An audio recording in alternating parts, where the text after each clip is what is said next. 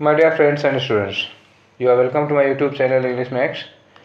हम लोग करने जा रहे हैं आज CHSL 2020 का प्रैक्टिस सेट नंबर 6। ठीक है, 5 प्रैक्टिस सेट्स हम लोग कर चुके हैं इंग्लिश के और आज 6th वाला हम करने जा रहे हैं। और चलिए देखते हैं, धीरे धीरे एक एक करके 25 क्वेश्चंस हैं और एक एक करके धीरे धीरे इनको निपटाते हैं और उसके बाद अगले सेट की तैयारी करते हैं। तो ये रहा क्वेश्चन नंबर 1 आपकी स्क्रीन पर। कहा क्या जा रहा है इस क्वेश्चन में, वही अंडरलाइन पार्ट है, सब्स्टिट्यूट करना है, अंडरलाइन सेगमेंट है और देखना है कि इसकी जगह पर कौन सा फ्रेज फिट बैठता है। अगर यहाँ पर कोई गलती हुई तो इसका करेक्ट फॉर्म आपको ढूंढना पड़ेगा। चलिए देखते हैं। तो ये रहा क्वेश्चन कह क्या रहा है कि आई आस्क्ड राहुल। अब आई आस्क्ड राहुल यहाँ दैट लगा हुआ है, इसका मतलब ये डायरेक्ट और इनडायरेक्ट वाले पैटर्न में बना हुआ है। आई आस्क्ड राहुल ये रिपोर्टिंग वाला पोर्शन हो गया। और आगे लिखा है कि हाउ फार, लिखा ना, ये देखिए यहाँ से, how far was his office from his house, मतलब उसके घर से उसका ऑफिस कितनी दूर है। तो अब ये डायरेक्ट से इनडायरेक्ट वाले अपने रूल्स को ज़रा एक बार रिवाइज करिए कि जब भी हम डायरेक्ट से इनडायरेक्ट बनाते हैं और वो इंट्रोगेटिव सेंटेंस होता है, तो इंट्रोगेटिव सेंटेंस को जब हम इनडायरेक्ट में बनाते हैं तो पहली बात तो दैट नहीं लगता। दूसरी बात ये हो गई कि जो हेल्पिंग वर्ब होती है इज, एम, आर, वाज, वर या कोई भी जो भी है, डू, डज, डिड, किसी भी तरह की हेल्पिंग वर्ब होती है, तो हेल्पिंग वर्ब कभी भी सब्जेक्ट के पहले नहीं लगती है, क्योंकि ये रिपोर्टेड वाला पोर्शन है। ये कौन सा पोर्शन हुआ, ये रिपोर्टेड का पोर्शन है और रिपोर्टेड के पोर्शन में हम हेल्पिंग वर्ब को हमेशा सब्जेक्ट के बाद रखते हैं। ठीक है ना। तो ये क्वेश्चन एक्चुअली क्या रहा होगा, एक्चुअली क्वेश्चन यहाँ रहा होगा कि आई सेड टू राहुल, यहाँ लिखा रहा होगा क्या कि how far is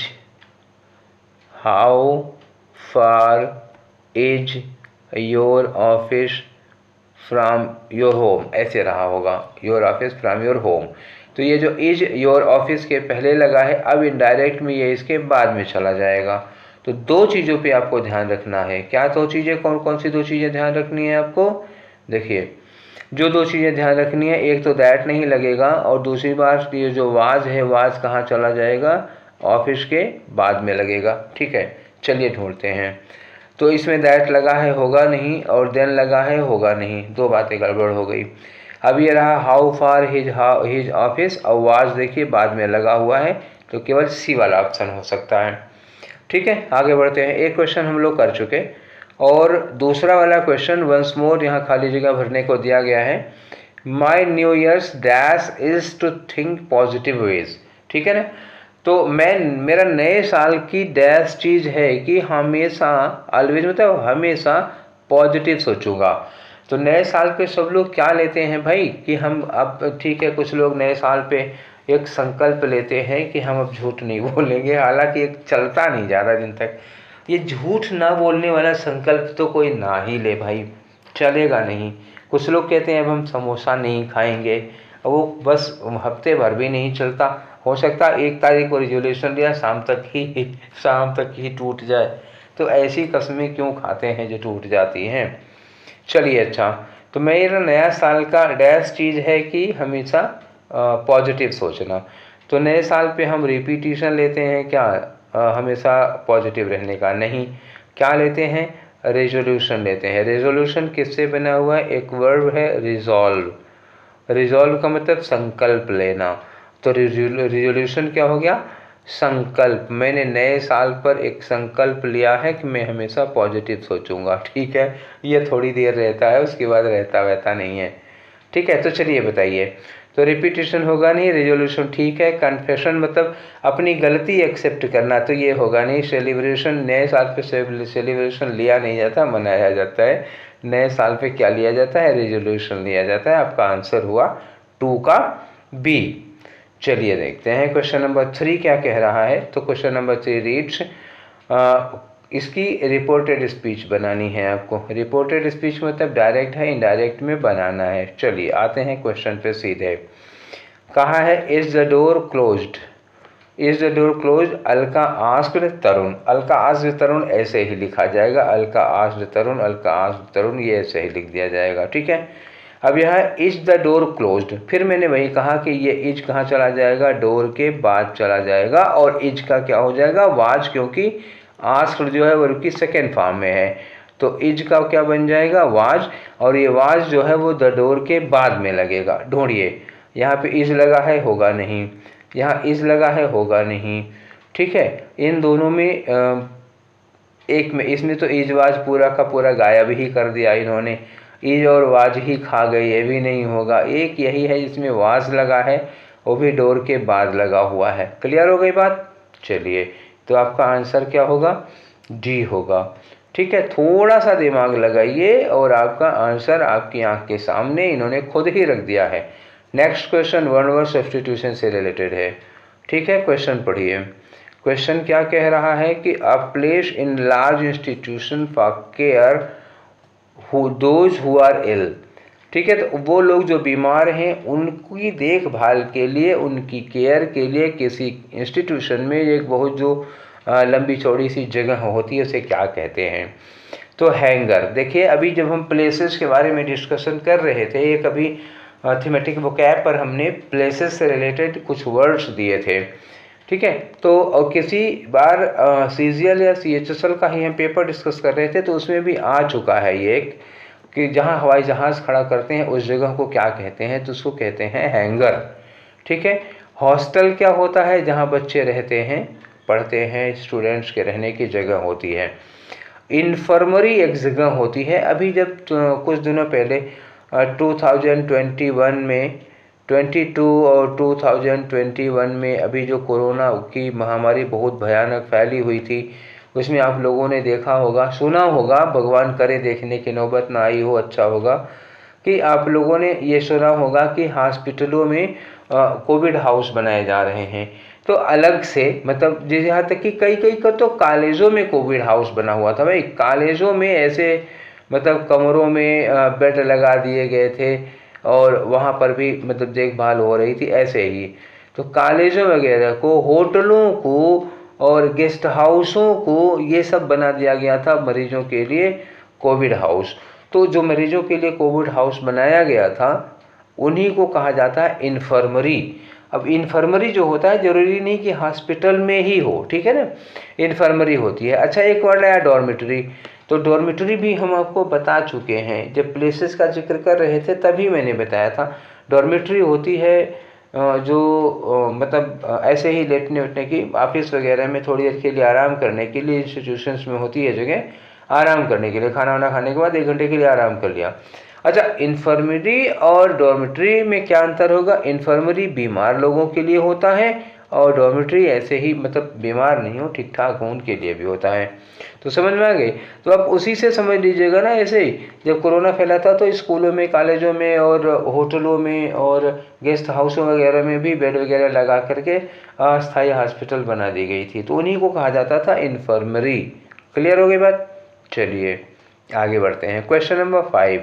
out of 25 question हम लोग 5 कर चुके हैं और कह रहे हैं कि इस सेंटेंस को आप पैसिव में चेंज करो। पैसिव में चेंज करना है और वो सेंटेंस क्या है? Help the needy people. Help आपकी वर्ब हो गई और द नीडी पीपल क्या हो गई? आपके ऑब्जेक्ट हो गई, ये वर्ब हो गई। तो इसको हम किससे बना सकते हैं? लेट लगा के बना सकते हैं। लेट द नीडी पीपल, उसके बाद बी लगा के थर्ड फॉर्म लगा दें तो होता है let the needy people be helped. या फिर हम क्या करें, सब्जेक्ट यहाँ लगा दें द नीडी पीपल, उसके बाद हम यूज कर दें शुड बी हेल्प्ड। ठीक है, शुड बी के साथ वर्ब की थर्ड फॉर्म। देखिए, इन दोनों में से मिलता क्या है हमको? तो किसी में शुड तो लगा नहीं है, यहाँ पे कहीं भी शुड तो दिखा नहीं है हमें, शुड नहीं दिखा, बल्कि दो में लेट दिखा हुआ है। तो इन्हीं दोनों में से कोई एक ऑप्शन हो सकता है, ए होगा नहीं और सी होगा नहीं। बचा हमारा बी और डी। तो पहले बी की ही पोस्टमार्टम कर लेते हैं, ऊपर हैं वो तो पहले वही जाएं। बी में let the needy people be helped. देखो, यहाँ लेट भी लगा है और नीडी पीपल के बाद बी के साथ और उनकी थर्ड फॉर्म भी लगी है, ये तो पूरी तरह से करेक्ट है। और जो ये वाला लेट है देखते हैं, let the needy people being helped. ये बीइंग नहीं हो सकता, ये बी होता है, बीइंग नहीं होता लेट के साथ, तो ये वाला क्वेश्चन गलत है। बाकी सी और ए तो ऑलरेडी पहले से ही गलत हो चुका था, तो हमारा आंसर क्या हुआ? इसमें बी हुआ। चलिए आगे बढ़ते हैं। हमारा क्वेश्चन नंबर 6 क्या कह रहा है? Incorrectly spelled. इनकरेक्टली ध्यान रखिएगा, ये लिखा इनकरेक्टली, कई बार मेरे साथ गलती होती है ना, मैं उसको इनकरेक्ट की जगह करेक्टली देख लेता हूँ और अक्सर अच्छा खासा क्वेश्चन गलत हो जाता है। तो इसमें गलत कौन है? प्रोफेशनल की स्पेलिंग तो ठीक ही है, डायलेमा की स्पेलिंग गलत है ही, वो लगने की बात नहीं है, देखने में लग भी रही थी। डायलेमा में क्या होता है, एल सिंगुलर होता है, एल सिंगल होता है और एम डबल होते हैं। तो बाकी सब तो ठीक था, एक एल इसमें से काटना चाहिए था। परपेचुएट भी ठीक है, इलेक्ट्रॉनिक्स भी ठीक है। इलेक्ट्रॉनिक्स ऊपर आया भी तो था, अगर चाहो तो वहाँ से स्पेलिंग मैच कर सकते हो। इलेक्ट्रॉनिक्स एक क्वेश्चन में था, इनमें से कौन सा नाउन प्लूरल है, उसी में नहीं ये क्वेश्चन आया नहीं, ये पिछली बार का क्वेश्चन मुझे याद आ रहा है इलेक्ट्रॉनिक्स पर। ठीक है, कोई बात नहीं, ठीक है, तो पिछली बार का क्वेश्चन याद आ गया, इलेक्ट्रॉनिक्स नहीं दिया, कोई बात नहीं है। तो आप ये देखिए ना, बाकी सारे वर्ड्स सही हैं। ये डायलेमा की स्पेलिंग में DILL नहीं होता, सिंगल एल होता है। Okay, clear. चलिए आगे बढ़ते हैं, हम लोग क्वेश्चन नंबर 7 में आते हैं।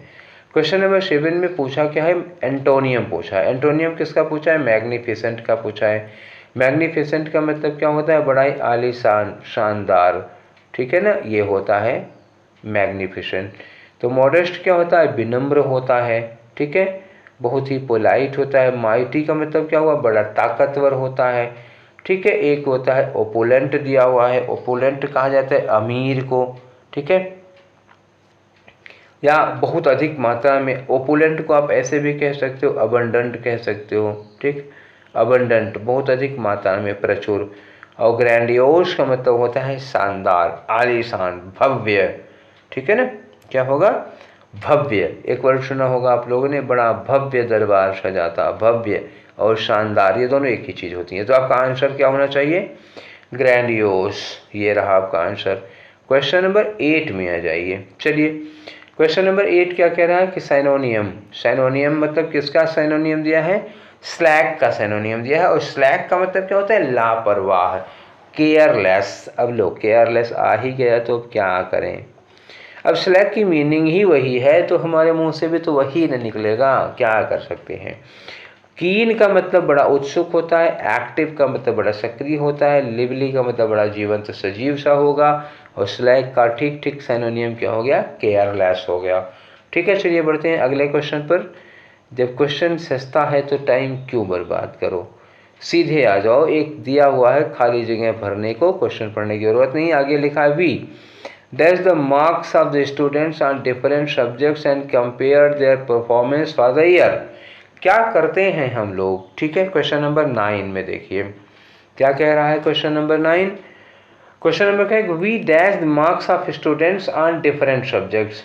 ध्यान रखिएगा, हम स्टूडेंट्स के मार्क्स को डैश करते हैं। कैसे करते हैं, कब करते हैं? ऑन डिफरेंट सब्जेक्ट, अलग अलग सब्जेक्ट पर स्टूडेंट्स के मार्क्स को डैश किया करते हैं। और जो भी यहाँ वर्ब भरोगे उसी के हिसाब से लगेगी यहाँ एंड के साथ, compare their performance for the year, और उनकी उस साल के लिए परफॉर्मेंस को कंपेयर करते हैं। तो दूसरा है कि उनकी उस साल की परफॉर्मेंस को कंपेयर करते हैं। तो पहला काम क्या करेंगे? मार्क्स को क्वेश्चन करेंगे। ध्यान दीजिएगा, द मार्क्स ऑफ क्वेश्चन। तो मार्क्स को क्वेश्चन किया जाता है? नहीं। मार्क्स को इंस्पेक्ट किया जाता है? इंस्पेक्शन मतलब क्या हुआ? इंस्पेक्शन, निरीक्षण करना, ये होगा नहीं। एनालाइज किया जाता है? हाँ, एनालाइज। मार्क्स को एनालाइज किया जा सकता है, प्रोब नहीं किया जाता है। तो हम यहाँ पर जो सुटेबल वर्ब आई वो क्या हो गई? एनालाइज्ड। हम स्टूडेंट्स के मार्क्स को एनालाइज करते हैं अलग अलग सब्जेक्ट में और उनको कंपेयर किया करते हैं। तो analysed is the suitable verb to be filled at this place. ठीक है, हो गया। चलिए आ गए हम लोग धीरे धीरे क्वेश्चन नंबर 10 में। क्वेश्चन नंबर 10 क्या कह रहा है? ये देखो एरर दिख रही है, सीधे सीधे एरर पूछ रहे हैं। आ जाओ अब अपने क्वेश्चन पर। क्वेश्चन क्या कह रहा है कि रमन पुटेड द वेजिटेबल। अरे यार, अब तो पढ़ने की भी कोई ज़रूरत नहीं है ना, ये पुटेड है। तो देखिए, मैं जब वर्ब फॉर्म्स की बात करता हूँ तो मैं कहा हूँ कि कम से कम वो वर्ड्स आपको याद होने चाहिए जिनकी तीनों फॉर्म एक जैसी होती है। पुट वर्ब की फर्स्ट फॉर्म, पुट वर्ब की सेकेंड फॉर्म, पुट वर्ब की थर्ड फॉर्म। तो पुट की तीनों फॉर्म क्या होती है? Put put put. ये पुटेड विटेड कुछ नहीं होता जी, पुटेड नहीं होगा। आपका आंसर क्या हो गया? डी। ये क्वेश्चन हलवा था एकदम से। चलिए अगला क्वेश्चन है इनकरेक्टली स्पेल्ड वर्ड। फिर से बताइए किसकी स्पेलिंग इनकरेक्ट है। ये तो दिख गई मुझे जी। फोटो, फोटो एक गाना भी है ना, मेरी फोटो, ठीक है।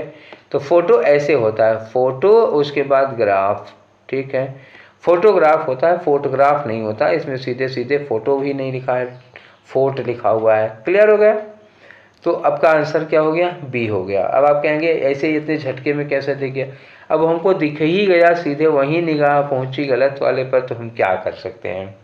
आदत है, टीचर होने की यही गुनाह होते हैं, ठीक है। खराब चीज़ें जल्दी दिखती हैं। चलिए आइए फिर देखते हैं। यहाँ पे एक क्वेश्चन पूछा जा रहा है कि किस सेंटेंस में एक एरर है। तो क्वेश्चन देख लेते हैं किस में एरर है भाई, ठीक है। ये हमारा है क्वेश्चन नंबर 12। क्वेश्चन नंबर 12 में एरर किस पार्ट में है आप पढ़ के देखिए, ठीक है। तो लिखा है द रिक्रूटर्स, रिक्रूट मतलब रिक्रूटर मतलब जो भर्ती लेते हैं, were pleased to John's domain of knowledge. तो टू प्लीज्ड के साथ देखिए happy, delighted, please, angry, unwired, इन सब के साथ क्या लगाया जाता है, प्लीज। अगर ये वर्ब है, चलो हम प्लीज्ड लिख दे रहे हैं, अब तो वर्ब हो गई ना, तो ये प्लीज्ड है। प्लीज्ड के साथ या तो हम एट लगाते हैं या तो हम विद लगाते हैं। और विद लगाते हैं कोई पर्सन होगा तो, और एट लगाते हैं कोई थिंग या एक्शन है तो, ठीक। जैसा किसी का बिहेवियर हुआ, किसी की परफॉर्मेंस हो गई, किसी का नॉलेज हो गई, किसी की बुद्धि हो गई। अगर हम उससे प्लीज्ड हैं तो एट लगाएंगे, और किसी पर्सन से प्लीज्ड हैं तो विद लगाएंगे। क्लियर हो गई बात। अब अपना आंसर देखिए, यहाँ लिखा है वर प्लीज्ड, प्लीज्ड लगा है तो टू लगेगा कि एट लगेगा। देखो जॉन होता तो विद लगता, लेकिन जॉन्स डोमेन ऑफ नॉलेज लिखा हुआ है तो ये कोई चीज़ है, कोई चीज़ है, तो इस टू की जगह पर क्या लगना चाहिए था, एट लगना चाहिए था। और हमारा आंसर कहाँ है, ये टू, ये वाला सी वाला टू यहाँ पे मिला ना हमारा, तो आंसर क्या हो जाएगा, सी हो जाएगा। चलिए क्वेश्चन नंबर 13 पे आ गए। क्या कह रहा है, एक मुहावरा दिया है, एक एडियम। ये देखिए एडियम लिखा हुआ है। एडियम क्या है, at the 11th hour. At the 11th hour का मतलब क्या होगा, आखिरी वक्त। मतलब क्या होगा, अगर आपकी ट्रेन 11:05 पर है तो आप स्टेशन पर 11:04 पर पहुंच रहे हैं। एकदम अंतिम मोमेंट, उधर ट्रेन ने सीटी दी, पौ चलने वाली है, तब तक ये पहुंच रहे हैं महाशय, ठीक है। भागते भागते भागते भागते पकड़ लेंगे train caught at the 11th hour. तो ये वाले लोग होते हैं आखिरी मोमेंट पे। अब धोखा देने के लिए एग्जामिनर जिन्होंने पेपर बनाया है, बड़ा खूबसूरत सा धोखा दिया है। ऐसे धोखे अक्सर मिलते हैं, ठीक है। धोखे खूबसूरत ही होते हैं अक्सर। तो एट 11 AM, एट 11 PM, और ये एट 11 आवर लिखा है। तो एट 11 आवर का 11 बजे से कोई लेना देना नहीं है फिलहाल, ठीक है। 1 आवर बिफोर मिडनाइट, ये भी वही तो बात की 1 आवर बिफोर मिडनाइट मतलब 11 PM कह दिया, तो ये नहीं होगा। At the last minute, at the last minute का मतलब एकदम आखिरी वक्त पर। ये रहा आपका आंसर। चलिए आते हैं क्वेश्चन नंबर 14। क्या कह रहे हैं, ये जंबल्ड ऑर्डर है, तो इसका मतलब हो गया कि आपको अरेंज करना होगा उस पैराग्राफ को, वही है, ठीक। पैराग्राफ को अरेंज करना है, और ये रहा आपका क्वेश्चन, ठीक है। पढ़िए जरा। I was shocked to find my house unlocked. मैंने पाया कि मेरा हाउस अनलॉक्ड है, ठीक है ना, और मुझे शॉक हो गया अपने हाउस को खुला हुआ पाकर। To my astonishment I found that my son who had a spare key had come to my in my absence. मुझे ये देखकर आश्चर्य हुआ कि मेरा बेटा जिसके पास एक चाबी रहती है वो मेरी एब्सेंस में घर आया था, ठीक है। चलिए ये बात कब पहुँचे, ये घर पहुँचे शॉक्ड रह गए, उसके बाद ही पता चली होगी ना। तो यानी जो बी वाली बात है वो तो ए के बाद ही आएगी। पहले ये घर पहुँचे तो शॉक्ड, घर को खुला पाकर शॉक्ड रह गए, अंदर घुस के देखे होंगे तो घर पे इनका बेटा बैठा हुआ था, तो इनको पता चल गया होगा कि वो आया हुआ है। तो बिना घर में घुसे तो पता चलेगा नहीं, ठीक है ना। चलिए, तो मतलब ए के बाद ही बी आ रहा है, बीच में एक आध सेंटेंस और आ सकते हैं, अभी ऐसी गुंजाइश है। ए हो गया, हम थोड़ा दूर लिख देते हैं बी, हो सकता है बीच में कोई और, क्योंकि अभी एक चीज़ बच रही है ना, ये अंदर में घर के अंदर घुसी और देखी होंगी, ये हो सकता है। लिखा है last Sunday I return home late at night. अब ये घर पहुंची हैं, अभी। तो जो ये सॉफ्ट रहने के पहले की बात होगी, तो ये इधर आ जाएगा, ए के पहले सी आ जाएगा। आई रैन इनसाइड, मैं घर के अंदर भाग के गई, तो ये ए और बी के बीच में घर के अंदर भाग के जाएंगी, ठीक है ना, क्लियर हुई बात। तो सी ए बी डी होगा। ये लास्ट सैटरडे को घर पहुंचती हैं, उसके बाद ये देखकर शॉक्ड रह जाती हैं कि दरवाज़ा खुला हुआ था, तो ये दूसरा वाला हो गया। दौड़ के घर में भाग के जाती हैं, देखिए कहीं चोरी वोरी तो नहीं हुई है, तीसरा हो जाएगा। अंदर गई तो ये पाती हैं कि इनका बेटा जिसके पास चाबी थी वो पहले आ गया था, ठीक है। तो ये रहा आपका सी ए डी बी। ये तो कहानी का घटनाक्रम था, सीधे सीधे लग गया। चलिए 15वां क्वेश्चन है, आपको बताना है एडजस्ट का क्या सिनोनियम बताना है। एडजस्ट का सिनोनियम क्या होता है? एडजस्ट करना का मतलब क्या हुआ? अनुकूलन करना। जैसी भी परिस्थितियां हैं, थोड़ी अच्छी बुरी आपके मन की ना हो, तब भी क्या कर लेते हैं आप, तो थोड़ा समझौता कर लेते हैं, कुछ वहाँ से अनुकूल अपने अकॉर्डिंग बना लेते हैं, अपने आप को एडजस्ट करते हैं। तो जब आप एडजस्ट करेंगे तो उसके लिए सूटेबल वर्ड क्या होगी? एडॉप्ट तो करेंगे ही, ठीक है। शिफ्ट नहीं करते हैं, एडजस्ट करते हैं तो शिफ्ट नहीं करते हैं, मूव भी नहीं करते हैं और चेंज भी नहीं करते हैं। और जब एडजस्ट करते हैं तो हम सिचुएशन को एडॉप्ट करते हैं। क्लियर हो गई बात? चलिए आगे बढ़ते हैं। क्वेश्चन नंबर 16 क्या कह रहा है? वन वर्ड सब्स्टिट्यूशन, ठीक है। ये वन वर्ड सब्स्टिट्यूशन वर्ड क्या है? अ ग्रुप ऑफ स्टार्स, तारों का एक पैटर्न में जो समूह होता है। जैसे आपने कभी देखा होगा एक ध्रुव तारा होता है, ध्रुव तारे के नीचे आपने देखा होगा ऐसे एक ध्रुव तारा हो गया, इसके नीचे एक तारा और हो गया, यहाँ एक तारा हो गया, यहाँ एक तारा हो गया, और एक तारा यहाँ पे देखेंगे, एक यहाँ पे देखेंगे, एक यहाँ पे देखेंगे, एक यहाँ पे देखेंगे। ऐसा एक पैटर्न नज़र आता है। ये 7, ये 7 स्टार हैं, ये ध्रुव तारा हो गया। तो इन्हीं क्या कहा जाता है? इन्हें कहा जाता है सप्तर्षि। सप्तर्षि इन्हीं को कहा जाता है। ग्रेट बियर या उर्सा मेजर कहते हैं इनको। तो यहाँ तारों का एक पैटर्न नज़र आ रहा है, ये देखो ये वाला, तो ये पैटर्न है। इस तरह से जब तारे किसी एक समूह में, किसी एक पैटर्न में समूह में होते हैं, तो उसे हम लोग कहते हैं तारामंडल, और इसके लिए अंग्रेजी में वर्ड यूज किया जाता है कॉन्स्टेलेशन। क्लियर? क्या होगा? कॉन्स्टेलेशन होगा। अब एक एक करके सारे वर्ड्स को देख लेते हैं। कांग्रीगेशन का मतलब क्या होता है? भक्ति वगैरह के लिए जहाँ, अरे मतलब जैसे कहीं भजन कीर्तन हो रहा हो, रामायण हो रही हो, या जागरण वगैरह हो रहा होता, तो जब जागरण वगैरह होता है तो बहुत सारे लोग एक जगह इकट्ठा होते हैं, भीड़ जब हो जाती है पूरी भजन वजन के सुनने के लिए, ऐसे देखो तो बहुत सारे लोग इकट्ठा रहते हैं पूरा।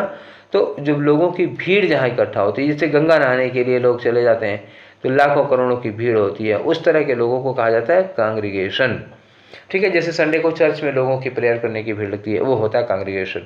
कॉन्स्टेलेशन होता है तारों का समूह, एक किसी खास ऑर्डर में, किसी खास पैटर्न में होता है। प्लैनेट्स क्या होते हैं? उपग्रह होते हैं। और एस्ट्रोनॉमी एक विषय का नाम हो जाएगा, एस्ट्रोनॉमी। तो उसके तारों के समूह से कोई लेना देना नहीं है। तारों का समूह कौन है?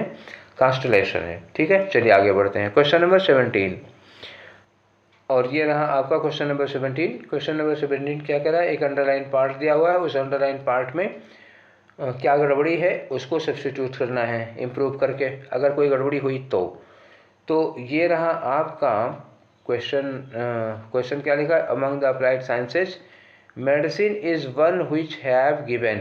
अब देखो मेडिसिन जो है is one which have given, have को भी अंडरलाइन किया गया है।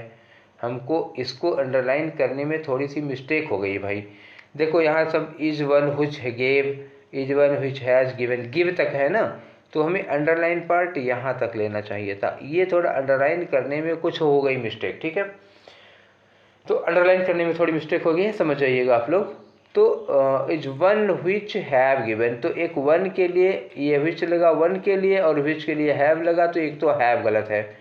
हैव की जगह क्या लगाना होगा? हैज़ लगाना होगा। मेन चीज़ ये है, तो यही हमको एरर नज़र आ रही है। चलिए तो देखें क्या मिलता है हमको।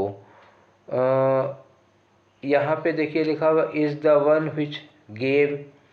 अब यहाँ पे इज भी लगाओगे, गेव भी लगाओगे, अब ये प्रेजेंट हो जाएगा, ये पास्ट हो जाएगा, तो ये गलत हो जाएगा, और नो हो नहीं सकता।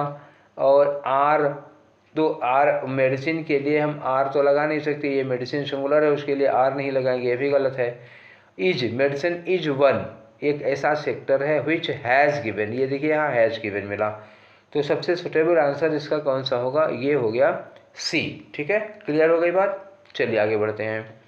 क्वेश्चन नंबर 18 क्या कह रहा है, क्वेश्चन नंबर 18 एक एडियम दिया हुआ है, उसका मतलब बताना होगा। ये तो आपको क्लियर पता ही है, स्टॉर्म इन टी कप। भैया चाय के कप में आंधी, चाय के कप में तूफान। अब जब आपके चाय के कप में तूफान आएगा तो इसका क्या मतलब होगा। ठीक, चाय के कप में तूफान, तो चाय के कप में तूफान का जानते हैं मतलब क्या होता है, बात का बतंगड़, राई का पहाड़ बना देना। ठीक है ना, किसी छोटी सी बात पर व्यर्थ का हंगामा हो जाना, जिसको कहते हैं ना राई का पहाड़ बना देना, तिल का ताड़ बना देना, ऐसे ही है। तो इसमें तो ऑप्शन देखिए, पढ़ के देखते हैं हम लोग। डिसअरेंजिंग, अरे ये डिसअरेंजिंग कहाँ से आएगा। सडन स्टॉर्म, स्टॉर्म का स्टॉर्म क्या होगा भाई, चाय के समय। देखो देखो ये पढ़ के जा रहा है, देखिए मज़ा आ गई, मज़ा आ गई। ऑप्शन देखिएगा, अ स्टॉर्म इन टी कप। अब ये वाला ऑप्शन देखिएगा, a sudden storm during T time. अब लोग चाय पी रहे थे उसी समय तूफान आ गया, वाह वाह, ऐसा क्या मज़ा आती है। कुछ लोग तो ऐसे भी इसको भी ऑप्ट कर ही लेंगे। अननेसेसरी टेंशन, ये भी नहीं होगी, होगा क्या, लॉट ऑफ पास्ट, मतलब बहुत ज़्यादा विवाद। That will soon be forgotten, ठीक है ना, कुछ दिन के बाद ये सब भुला दिया जाएगा, व्यर्थ का बतंगड़ बना है, कोई इशू नहीं है, कोई जेन्युइन इशू नहीं है। तो ये क्या हो गया आपका आंसर, इसका क्या होगा, डी होगा। चलिए 19 में क्या कह रहे हैं, अब यहाँ पे लिखा हुआ है जंबल्ड ऑर्डर, इसका मतलब क्या कह रहे हैं वो बात समझ में आ गई। सीधे आ जाओ अपना जंबल सेंटेंस करने के लिए। क्या कह रहे हैं, ये कह रहे हैं कि whichever soonest made the traveller take off his cloak should be accounted more powerful, वो चीज़ ज़्यादा पावरफुल मानी जाएगी। ठीक है ना। अब आगे देखो, they agree to put the point to rest. They, ये दे कौन है ये आपको ढूंढना पड़ेगा। ठीक है, अभी आपको मिला नहीं है, एक बात याद रखिएगा, ये ट्रेवलर सिंगुलर है, ट्रेवलर सिंगुलर है और ये दे प्लूरल है। क्लियर हो गई। They agree to put the point to test.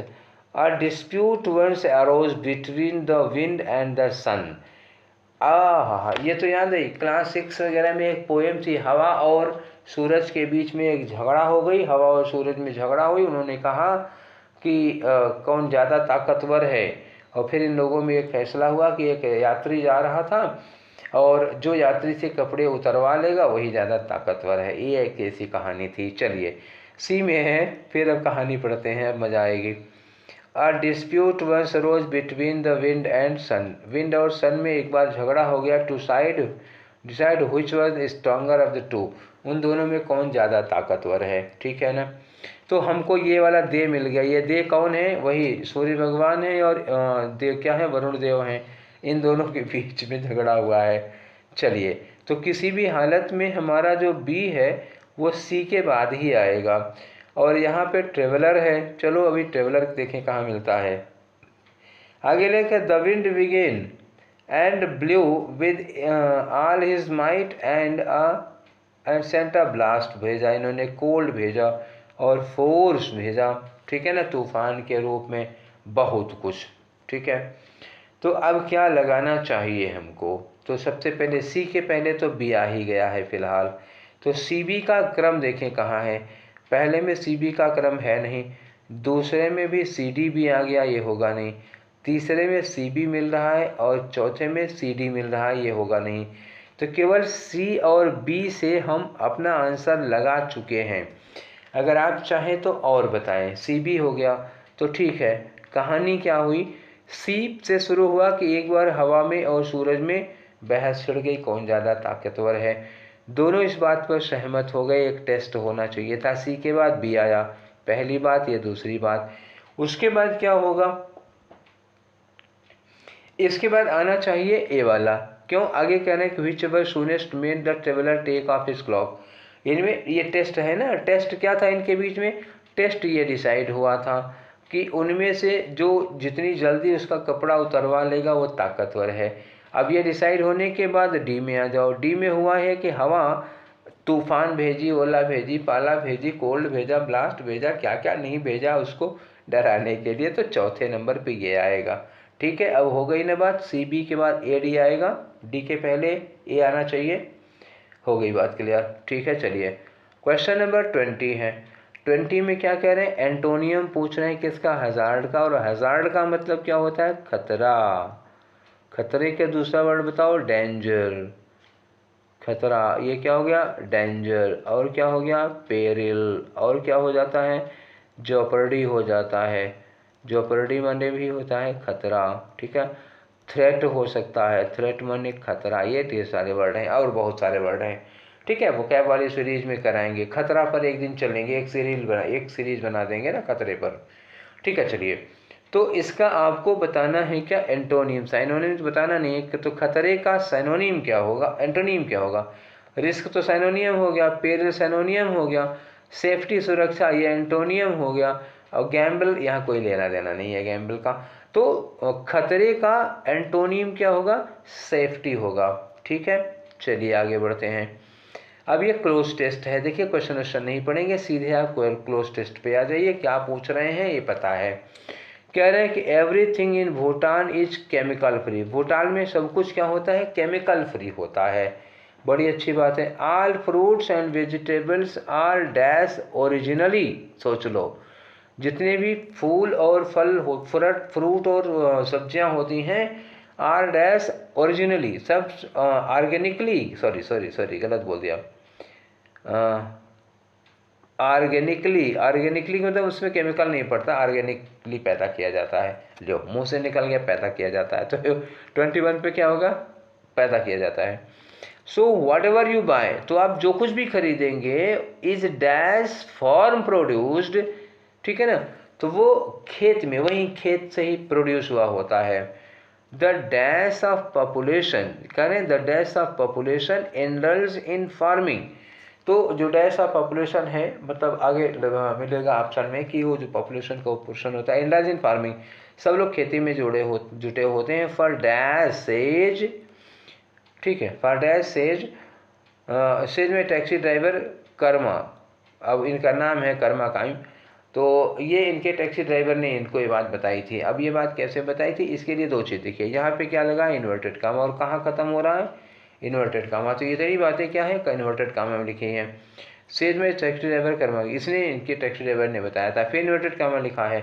वही टैक्सी ड्राइवर कर रहा है कि we use turmeric on wounds, हम लोग घाव पर हल्दी लगा लेते हैं। आल्सो टू डाई, और क्यों यूज करते हैं, डाई करने के लिए। डाई क्या है, रंगने वाला है, ध्यान रखिएगा, DYE होता है कपड़ा रंगने वाला। डाई डैश एंड इट, क्या डाई करते हैं भाई, कपड़ा डाई करेंगे और क्या करेंगे, बाल में थोड़े ना हल्दी लगाते हैं। चलिए, तो पहले ऑप्शन के लिए हमें क्या मिला कि भूटान में सब कुछ केमिकल फ्री है और फल और सब्जियां ऑर्गेनिकली डैश किए जाते हैं। तो ऑर्गेनिकली डैश किए जाते हैं, ऑर्गेनिकली क्या किए जाएंगे, ऑर्गेनिकली ग्रोन, ठीक है। ग्रोज नहीं लगेगा, ग्रो नहीं लगेगा, ग्रीव नहीं लगेगा, क्योंकि लिखा है आर। आर के बाद अब क्या लगाएंगे आप, और की थर्ड फॉर्म, क्यों, क्योंकि ये पैसिव वॉइस में है, ठीक है ना। क्लियर हो गई बात। चलिए आगे बढ़ते हैं। ये रहा आपका क्वेश्चन नंबर 22 के लिए, फिलर हो गया यहाँ पर, ठीक है। तो उस फिलर में आप क्या लगाएंगे, चलिए, तो बताए कि यहाँ वहाँ सब कुछ ऑर्गेनिकली पैदा किया जाता है। तो वॉट एवर यू बाय, जो कुछ भी आप खरीदते हैं, is dash farm produced. Dash farm produced में locally farm produced, nearby farm produced, closely या नियरली। जो कुछ भी आप खरीदते हैं वो आप, अब नियरली तो लगभग हो जाएगा, नहीं तो लगेगा नहीं, वो लोकली फार्म प्रोड्यूस, मतलब वही लोकल में, स्थानीय रूप से अगल बगल में किसी फार्म हाउस में ये पैदा किया होगा। तो दूसरे में सबसे बढ़िया ऑप्शन क्या होगा, 22 में हो गया लोकली फार्म प्रोड्यूस, लोकल स्तर पर, ठीक है, कहीं विदेश से बाहर से मंगाया गया नहीं होगा, वही लोकल लेवल पे पैदा किया गया होता है। चलिए 23 में क्या लगेगा, 23 में क्या हो गया, एक तो हो गया locally farm produced as the dash of the population indulge in farming, क्योंकि वहाँ पे ज़्यादा से ज़्यादा पॉपुलेशन क्या है, वो फार्मिंग में लगी हुई है। तो कम्युनिटी पॉपुलेशन होता नहीं, मेजॉरिटी पॉपुलेशन नहीं, मेजॉरिटी ऑफ पॉपुलेशन लगाया जाता, as the majority of population, या तो फिर लिखा होता मेजर पॉपुलेशन, तो ठीक होता है। एज द क्वेश्चन नंबर, ओ एक चीज़ गड़बड़ हो गई भाई। ठीक है, इसमें ऑप्शन में आप लोग एक चीज़ देखिएगा, यहाँ ए लगा है और बी नीचे लिखा हुआ है, सी यहाँ है और डी यहाँ लिखा हुआ है। तो आप लोग ज़रा इस बात को ध्यान रखिएगा, वो हमसे बनाने में थोड़ी मिस्टेक हो गई है। हमको यहाँ ए, यहाँ बी, यहाँ सी और यहाँ डी रखना चाहिए था, और ये सेटिंग में हो गई है, ऐसे थोड़ी गड़बड़ी हो गई है। तो आपको अब जानते क्या मिलेगा, आपको ए यहाँ मिलेगा, बी नीचे मिलेगा, सी यहाँ मिलेगा और डी नीचे मिलेगा। इस तरह से आप लगाइएगा, ठीक है ना, क्लियर हो गई। तो यहाँ पे क्या लगा है, as the dash of the population. तो dash of the population community of the population होता है, नहीं मेजॉरिटी ऑफ द पॉपुलेशन होता है, मेजॉरिटी ऑफ द। यही मैं कह रहा था कि इसके बाद ऑफ लगेगा, द लगेगा, और देख रहा हूँ तो यहाँ पे ऑफ द लगा ही हुआ है, मेजॉरिटी ऑफ द पॉपुलेशन। तो ऑप्शन क्या हो गया आपका, सी हुआ। ठीक है, सी अब की बार नीचे नहीं बगल में है। क्लियर हो गई बात, ठीक है। चलिए आगे बढ़ते हैं। क्वेश्चन नंबर 24 क्या कह रहा है, 24 में यहाँ है। तो इन्होंने कहा कि majority of the population indulge in farming for dash. For dash किस चीज़ के लिए वहाँ की मेजॉरिटी फार्मिंग में लगी हुई है। भैया जब आदमी कोई व्यवसाय करता है तो किसके लिए करता है, जीविका के लिए, निर्वाह के लिए। तो यहाँ पर कौन सा वर्ड आएगा, निर्वाह के लिए, जीविका के लिए। तो कंजर्वेशन के लिए नहीं लगे हैं और ना ही प्रोविजन के लिए लगे हैं, ये सस्टेनेंस के लिए लगे होंगे। ठीक है ना, किसके लिए, सस्टेनेंस मतलब होता है अस्तित्व बचाने के लिए, जीवन निर्वाह के लिए लगे होंगे। तो ये लगाना चाहिए क्या, बी 24 का। और एक क्वेश्चन रह गया 25 का। Let's finish the discussion of today. 25 में क्या हुआ है कि उसने बताया कि हम लोग घाव पर हल्दी लगाते हैं, आल्सो टू डाई डैश, और डैश चीज़ को डाई करने के लिए भी। अब डाई क्या क्या करते हो भैया बता दो। एक तो बाल डाई करते हैं, तो क्या बाल हल्दी से डाई करोगे, बताओ। फैशन डाई करने के लिए, अटायर्स डाई करने के लिए, कवरिंग को डाई करने के लिए, या गारमेंट्स को डाई करने के लिए। तो होगा क्या, गारमेंट्स को, कपड़ों को डाई करने के लिए भी हल्दी का प्रयोग ये लोग करते हैं। अब कहोगे कैसे करते हैं, तो हल्दी पहले पुराने ज़माने में हल्दी से धोती होती रंगी जाती थी। ठीक है, तो ये रहे हमारे 25 क्वेश्चंस, किसके, सीजीएल का था। और इसके बाद नेक्स्ट आपका जो सेशन मिलने वाले हैं वो किसका होगा, वो सीएचएसएल का होगा। और देखिए सीजीएल सीएचएसएल लेके चल रहे थे, और अभी मल्टीटास्किंग भी आ गया, एमटीएस भी आ गया।